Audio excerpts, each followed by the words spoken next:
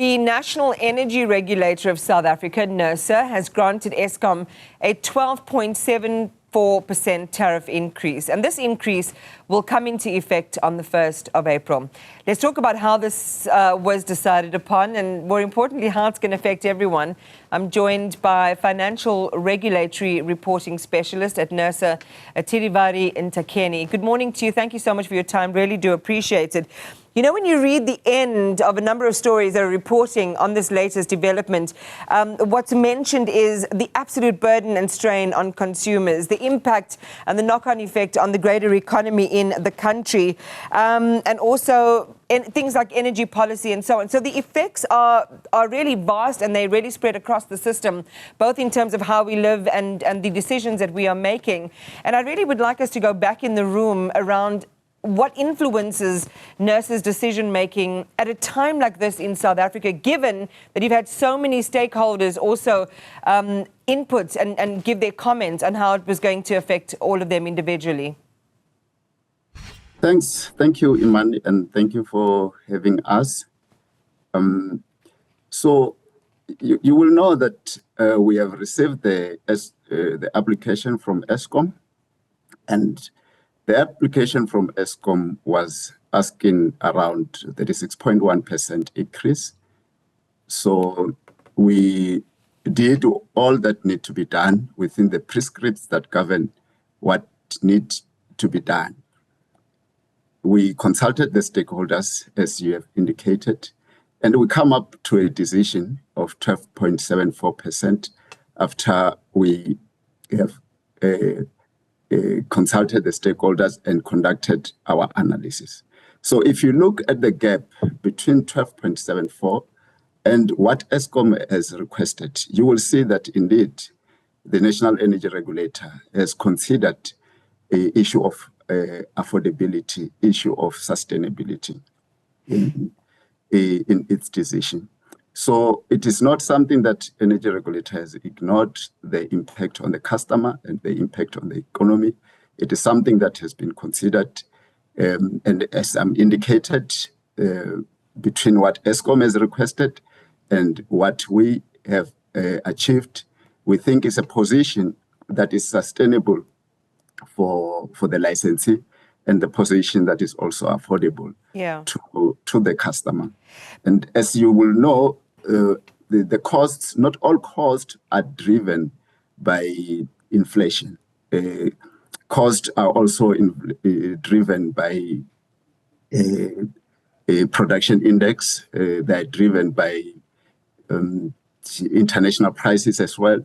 So hence, that is why we are able to achieve the position of 12.74% after considering all that needs to be considered. Thilivhali, I'll circle back to this issue around quantifying your, how you eventually make your decision making and the number that you land on. We, with the minister yesterday, the Minister of Energy, this is Dr. Kgosientsho Ramokgopa, as he was doing some site visits around power plants. Around power plants and getting them back to full functionality, Medupi and Kusile. But he did mention yesterday that this would be the last of double-digit increases for consumers. Is that your understanding? Thank you, Iman. That is where we're going. We wish to have the tariffs that are below the double digit, and that is where we are heading. As you can see, the following years we've got the tariffs that are below the double digits. You've got the 5 point, if I remember well, 5.36%, and the 6 around 6%. So those are the increases that we are looking at going forward. So we definitely looking at the increases that are, so it's about 5.36% and 6.19%. So that is what the future looks like, Iman.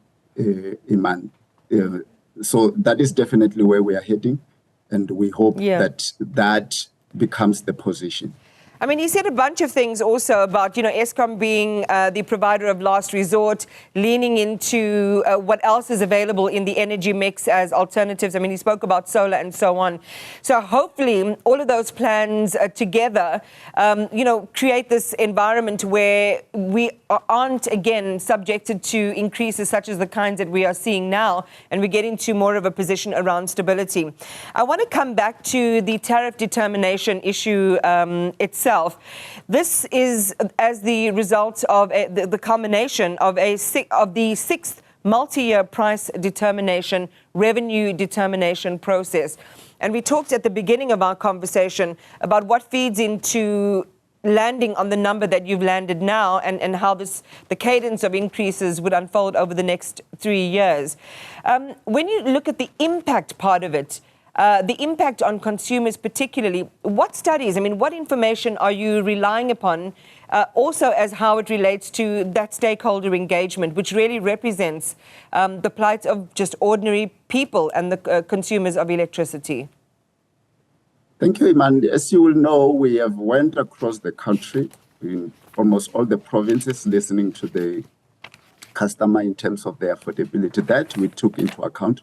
But over and above that, we've got the modeling exercise that we do when we look at the high income, low income affordability to the business, industrial and commercial customers. We do the modeling and check what will the impact be of the increase that we have arrived at compared to the increase that Eskom has applied for, compared to the increase that maybe is inflationary related. So we've got the modeling exercise that we do internally. And that exercise, we do publish it together with our reason for decision, which we will publish in due course, so for our stakeholders to be able to see the kind of analysis that we do is a more detailed analysis that we conduct when we look at customer affordability. And of course, as I indicated, it's not only that modeling exercise, but we also listen to the verbal presentation by the citizens. Yeah, so just a quick one in closing. One of the bugbears we have is that, large users like factories and so on, paying less for electricity as opposed to residents. When does it reach more equitable levels in terms of, the share of that rate for use? I'm not getting that question, Iman, if you can come again. Well, let me rephrase it in this way. Does big business pay less for electricity than ordinary citizens? Electricity tariffs, Iman, are based on the cost to supply.